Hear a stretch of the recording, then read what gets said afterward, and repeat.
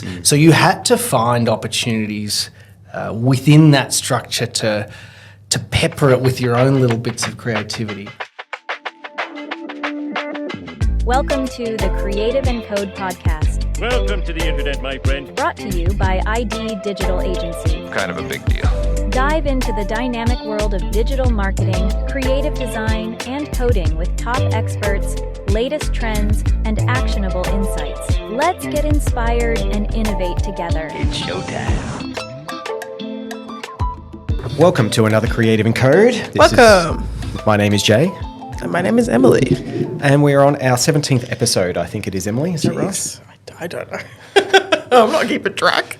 We've just had Andy from Two Tractors come in, and this will be starting in a couple of minutes. We've decided to shorten down our little chin wags before the guest interview, I think just Andy had so much insight and so much interesting stuff to say. I don't think anyone wants to hear us waffle on. I think they want to hear Andy talk. Yeah. Because it's good stuff. You have to listen. It's all about his, film agency and video agency of what he does and some of the amazing clients he's got, and also his history into some of the roles that got him to meet his co-founder. And insights as an agency owner, I feel like is always interesting, especially from kind of your perspective in owning an agency. But yeah, certainly I think an agency like that where there's different people in it. Obviously they're like a creative agency, so they have directors and animators and this very different kind of, what is the word I'm looking for? Like approach angle? Approach angle of in the creative industry to something compared to like what we do. Just very insightful. Yeah. I'm looking forward to working with him one day again. We got to work with his co-founder for a couple of weeks. It seemed like they've got a really good business going on. So listen into that. Very short. We've got only 2 or 3 weeks left. No, maybe a month. I'm extenuating. But actually we've got a month today. Yeah. Until we finish up on the 20th of December. Yeah. For 2.5 weeks or so. How are you feeling? Are you feeling like things are going to get done before the end of the year? I feel like a lot of things are stalling a little bit, and it's not us stalling. It's just I just mean that I don't know what's kind of like just the vibes are kind of like people kind of just want to push things to next year. I get the sense like they just kind of don't want to get things done before the end of the year. It's been such a busy year. Yeah, well, and things have been bang, bang, bang all year that everyone's just like, exactly. Looking forward to some time off. Yeah. We've got like 6 big projects that we're trying to get done by the end of the year. Looks like I reckon 80% of them will happen. We found out today too, one of the clients that wants to go live at the start of the year next year, which takes the pressure off. Which is a good thing. Yeah. It's really important that we deliver the quality and the value, and where if clients are happy to, we can shuffle things around. So looking forward to getting things done by the end of the year. You're off soon in 3 weeks or so. Not even. 12 scary. days. Crap. There might be some podcasts that you may not be a part of. But we have another one coming up next week with Adam from Peninsula Hot Springs. He's one of the digital marketing managers there, and we'll be hearing more about how Peninsula Hot Springs does their marketing. And also he used to run a podcast which had Malcolm Turnbull on it, an ex-politician from Australia. Kevin Rudd has been on his podcast. Okay. And it is a book club style podcast. You read a book a week and then they review it together. And all these politicians apparently read books. Sure. Who has the time? I don't think I would want to know what kind of books like Malcolm Turnbull's reading. What is that? Anyway, it's an interesting.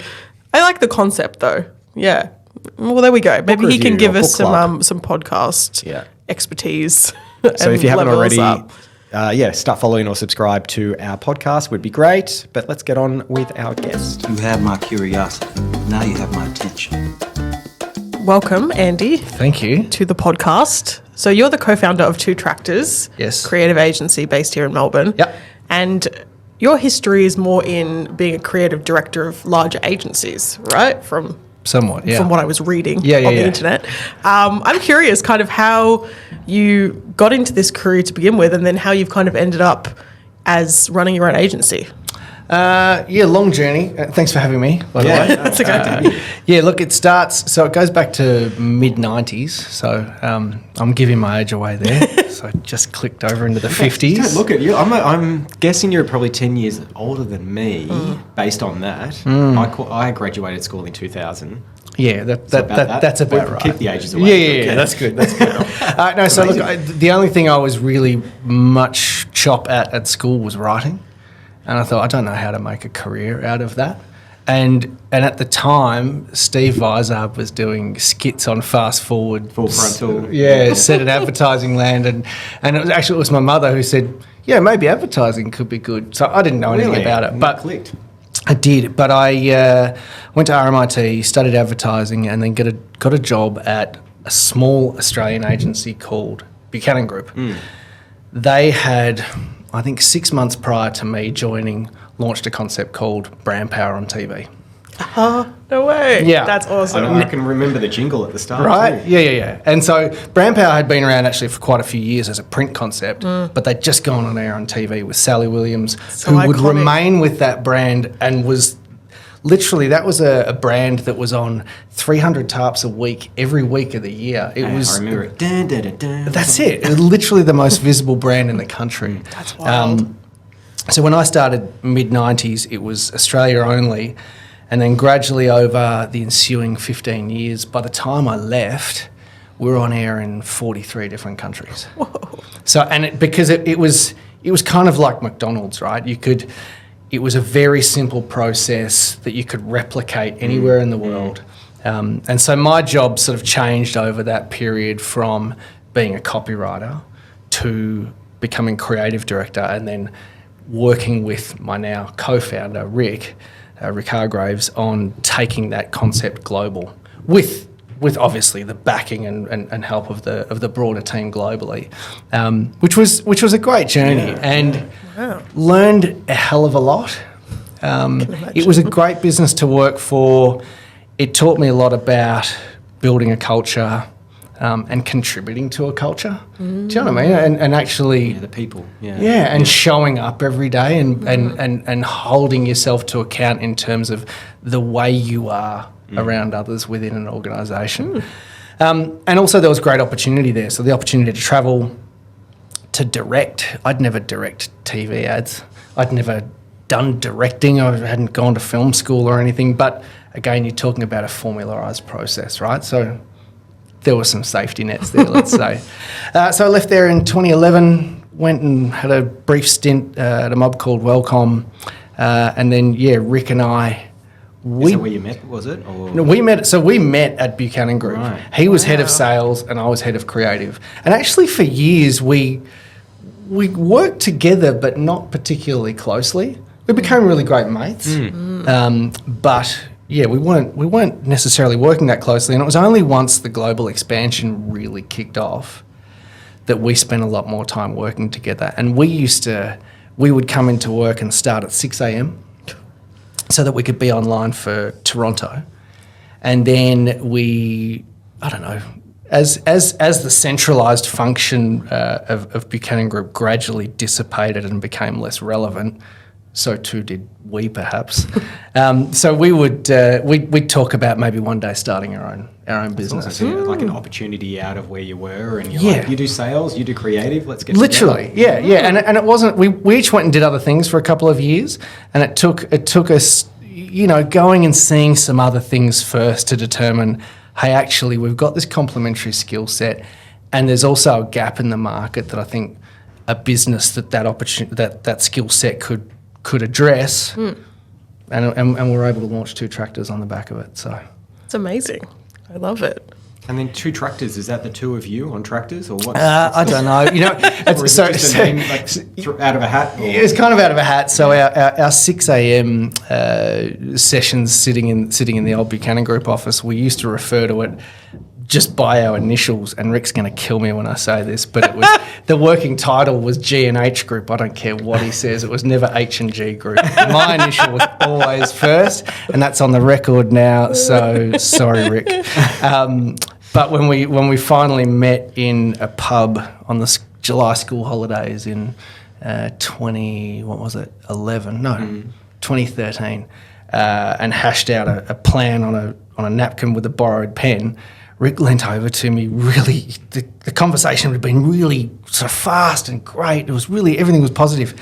And then it just suddenly went down in energy. He said, listen, I don't know how to say this, but we can't be G&H Group. There's no way we can be G&H Group. It's the worst name ever, particularly with my initial first. So yeah, we just very quickly came to 2 tractors. And it wasn't, Rick had, in the time that we'd worked together, he'd actually lived on a farm up in Kyneton, and he was always buying farm stuff.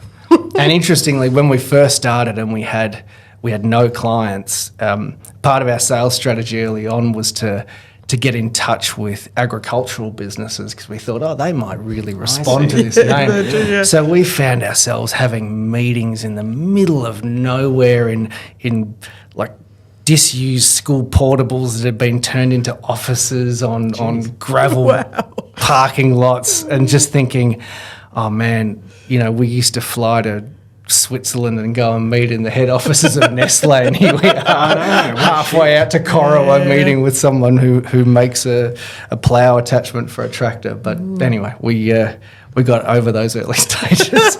And just going back as well, the kind of work that you were doing back at Buchanan Group. Buchanan. And then you were at Wellcom as well. Yep. How does that work differ to the work you're doing now? Like, they are different businesses and different structures, probably as well, different budgets and things, I'm guessing. Yeah. There's good and bad for both of those things. Definitely. And look, as a creative at Buchanan Group, their business model was incredible. It really was. From a creative perspective, it's highly formulaic, right? You're talking about a branded 30-second infomercial, more or less. So you had to find opportunities within that structure to pepper it with your own little bits of creativity. And was it just brand power that you were on? Or so we had that. Brand power kind of spawned a bunch of branded advertising concepts. So we had Zoot Review, we had Medifacts. So Zoot was unscripted. So it was constantly, how could we expand the footprint? And then, once competition launched, that really changed the landscape there. But to go back to your question, it was, the budgets were really tight on those TVCs. And so the really great learning from that for me was, you can break the rules from a production perspective and produce to a decent quality without spending huge bucks on production. And I guess because of the consistency of that power brand ad, people knew what to expect. There was going to be an intro, an outro, with flogging a health product of some 100%. sort. Yeah. And so then going into Wellcom, that was a far more design-focused business, which I loved. Because when I'd started, my first art director partner, Tracy Eastwood, she was obsessed with typography, and that really just created for me this ongoing obsession with typography, which drives my team nuts and always has. I'm constantly banging on about kerning and leading, but I love it. And so there are all these things that you pick up along the way, and yes, our budgets are different now, but to be honest, it was, when we started, the thing that stood us in really good stead was that we could do things really cost effectively. And we literally had Rick, who was head of sales, also head of production, also the runner on set.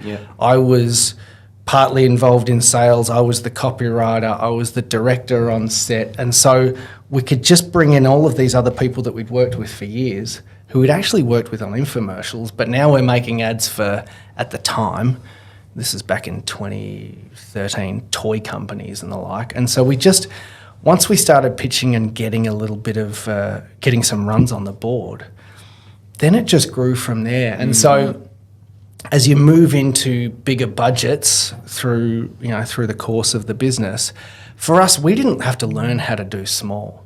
We actually had to learn how to do big. So it was kind of the opposite shift that a lot of businesses have to make, and that was because of the experiences we'd had at Buchanan Group, and certainly for me at Wellcom. I see too that there's been a shift. You got the infomercials, and that people were doing ads a bit differently even 10 years ago. These days, every business is doing video content. Yeah. And if it's themselves or if it's through someone like yourselves, it always comes back to that storytelling. The things that work that I see is just hearing people's stories and having it resonate with someone is the biggest thing that you can get. Do you find that as well with the creative that you come up with from a scripting, storyboarding kind of view? Yeah, 100%. And I think it's so good to move out of infomercial space and go, okay, let's actually get into some really interesting storytelling. And an interesting part of the development of Two Tractors was that we very early on got pulled into the corporate world. We started working with City Power Power Core, big electricity distributor here in Victoria. We certainly didn't launch our business thinking that was going to be a target for us.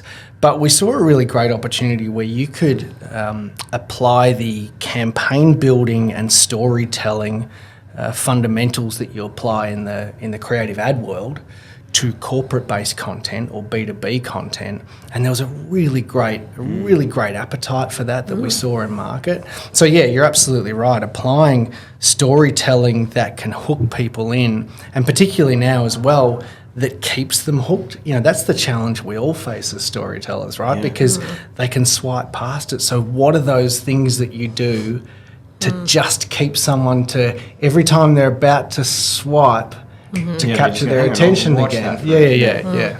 And with the creative these days too, it is that kind of rapid. You need to be engaged right from the start. You have to have that hook. You have to have the message. You got to have something that converts and memorable. And are you finding that there is a particular method you were talking about? There was a really good method back in the previous agency you worked for. Is there a method to Two Tractors and how you kind of produce, write and shoot content? Not necessarily. And I think, because we're nothing like doing infomercial sort of stuff. And I think what we're seeing as an evolution, let's say, if you think about things like emerging story arcs and the like, and how you kind of flip a narrative on its head, because, in the old days, you'd be watching TV, it's linear TV. Yes, you might get up and put the kettle on, as they used to say, during an ad break, but you had 30 seconds to build to something. You had 30 seconds to build to the punchline. These days, you're sort of working on the basis that I've probably got this audience member for 5 seconds, so I need to get to my so what moment really quick and then just add value along the way. So there's those sorts of things that you are trying to apply. But in answer to the question, do we have a kind of a lockdown approach? No, I think... So you're flexible and... You have to be. Yeah, you have to be. I mean, it depends on... if I look at, we can do animation, we can do live action, we can do... Our toolkit, if you like, is not limited, and our solutions aren't limited by what our toolkit is. So therefore, we're just looking at, okay, what is the problem to be solved here, be it on a B2C level or a B2B component, whatever that may be, how can we best address that within the pretty broad skill set that we have? And do you find a lot of the briefs that come through are kind of your traditional approach to, this is the product, this is what we're selling, and then you try and just make it that much more engaging, or completely flip it around and have something that they didn't even think of? And I've noticed the Sangong ads that you've done, and they seem to be coming out more and more frequently, that they must be happy with what you're doing. There's the story and they might be getting the sales. Is that what you see, that the clients are coming back as well because of those ideas that you're coming up with that aren't traditional? I think so. I mean, it's funny, Rick and I talk about this all the time, that the success of our business is really built on reputation, and it's really based on, we've got a core belief that we want our clients to love the experience as much as the outcome. Yeah. Now, that's not unique by any stretch, right? To talk about a positive customer service. But for us, we do it for a few reasons. One, I actually think it delivers a better result. So if you can create an environment where the relationship is so open and so positive that you get a real flow of information between one another, and there's a trust there, then that ultimately delivers a better better outcome in terms of creative and storytelling. But also, I don't want to get to the end of a project and the client say, you know what, I'm really happy with this, but man, it was like crawling over broken glass to get there. So for us, we've found those clients that keep coming back, it's because they like the experience and the outcome. And they're the ones then that leave a business and 18 months later pop up somewhere else and get in touch with us. Or we get a phone call from someone who says, hey, my friend or my colleague at this business worked with you guys and suggested we get in touch. It's so important. I 100% agree with you. One of our biggest clients came to us because one of the girls that was working at a printing company that we were working for, that we just happened to say hello to one day, and said, here's our card if you need anything. This is way back when business cards were a thing. But she remembered, she had it on her desk, and she went and worked for this big company, and she's like, oh, I know someone that does really good things. Yeah. And that was it. It's amazing. And also, if you think about our industry, the thing where I think it's free to do this is that there are so many people in this space that hate working with their agency, right? And there's great agencies. I'm not suggesting otherwise, right? But there are people for whom that relationship is really combative and really fractious. So to me, it's really easy to say, hey, let's just be good to deal with. And that to me it's great business. And like I say, I reckon it delivers a better outcome in terms of creative and storytelling. We find, it's amazing how similar we are, because I reckon in the last 3 or 4 years too, a lot of the good work that we've gained is because people have had bad experiences at other places. It's not the output. The output could be great. But the experience of getting it, is the challenge. And they've come on and we've secured work, and then they've mentioned us to other people. So it's great that that's there. And what I find too is everyone says that, it's a great experience and here's the process and all that kind of stuff, but you have to prove it. You have to keep that going, and you have to be responsive. And, we've got one thing, you have to get back to every client in at least 3 hours on email. Just to say, I'm on it. Just let you know that I've seen your email. And they appreciate that so much. 100%. It's crazy. 100%. So, we know a little bit now about you and where you are positioned within Two Tractors. We've had a good look at your YouTube channel too, with your 5,000 subs, which is pretty good for a Porsche. Is it Porsche Appreciation Society? Or something like that. What's the... I do. You got to have a passion project, right? You got a hobby or interest, and actually that was born out of wanting to better understand what my production team does. So that I thought, if I can shoot my own content, I can actually get a better sense of what it takes to produce content. And actually, what that's turned into is it's actually been really effective. If you think about, so we work with SsangYong, as you mentioned. I can go and film content for SsangYong if I need to. And in fact, I was just doing it last week. I can film and cut. I understand cars. I understand how cars look on a screen, how to make them look good on screen, what sort of lenses work on a car, what doesn't. Automotive photography and cinematography is actually a really specialised field.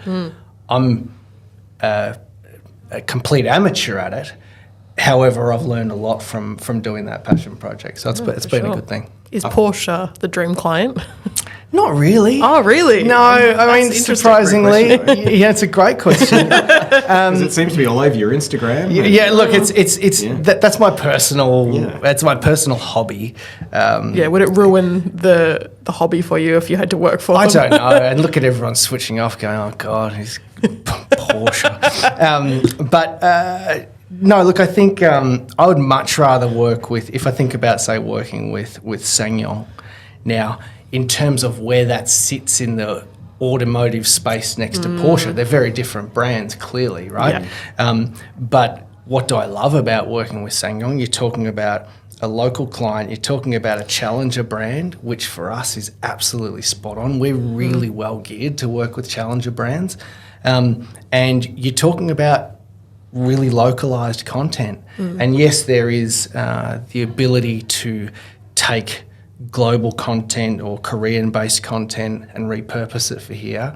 But to date, everything we've done with SsangYong has been delivered from go to woe by Two Tractors. So I'd much rather do that than get like some an content out of international- Germany or North America and just put, local postcodes on it. Yeah, And for sure. It'd be Yeah. awesome to compare the Sangyong Korean ads versus Aussie, like the Aussie translation of those. Yeah, So it'd be yeah. like, I'm not going to try and do the language or anything, but it'd be really good to see that. And then you'd be like an Aussie going, yeah, mate, that's right. You're like, it'd be... There are some really interesting things we've seen that we've been supplied from Korea where you think, that doesn't quite translate. So you've got to be really careful with that. And look, thankfully, to date, as I say, everything we've done has been fully produced here. With Sangyong somewhat relaunching themselves into the market 2 years ago, they signed on Merv Hughes. He was such a good ambassador for a brand that has some confusion in the marketplace about, okay, where are they from? Are they from Korea? Are they from China? Australians are so parochial particularly about dual cab utes. And here's this ambassador, this figure who he kind of transcends his history of cricket and has just become this sort of classic Aussie larrikin. And he's spot on for the target audience for the Musso and the Rexton in particular. So he was a really great get and really easy to build content around. So yeah, he's been terrific. I was thinking that working with people like Merv Hughes, and I know she did some ads for Priceline with Chrissy Swan as well. Is it kind of uniquely fulfilling to work on those local clients and to kind of champion more local stories and local brands compared to when previous agencies have been working on international stuff? Yeah, I think so. Look, I love both. And, an interesting example of that is, so we've worked with Voos multivitamins now since day one. So when we were launching 2 tractors, Tom Siebel had just launched Voost, and we were created an animated TVC for him. He had very little budget, but he was a real smart marketer and a real street fighter. And so, I remember at the time we did this ad and he got one placement during The Voice, which at the time was, it was a hot show.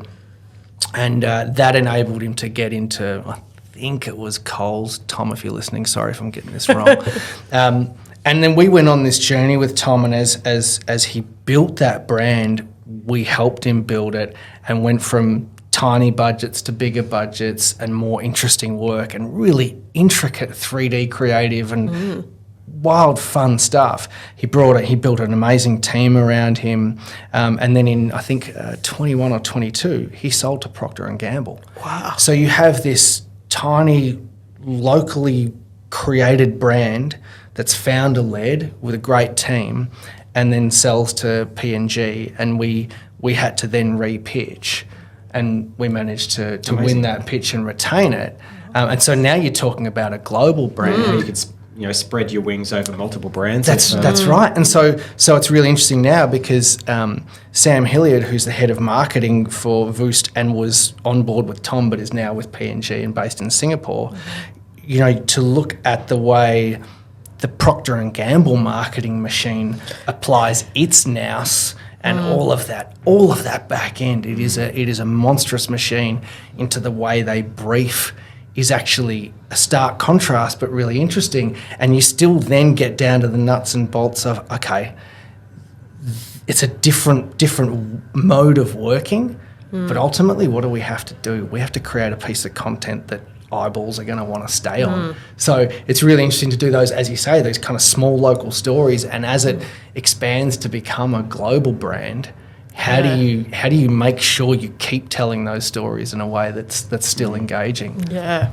that's incredible to champion a brand from get-go to being global. To be acquired and then continue on with them. So it's great that you're part of the journey. You kind of get up the lasso on That's them. amazing. We felt some pressure in that pitch, I tell you, because we felt like we should know the brand better than any other agent. So I'm probably thinking we'll either go in-house with this because we think we know what we're doing, or we're going to go with an outside source like yourselves. And obviously they saw the light and saw something unique about you. Well, it was big agencies we were up against. I can't remember. There were 2 others, and it was during COVID, so we had to pitch. It was, on Zoom or Teams or something. And so we went to town on that pitch. I remember sitting in our boardroom with my laptop. I had a GoPro so that the picture was better.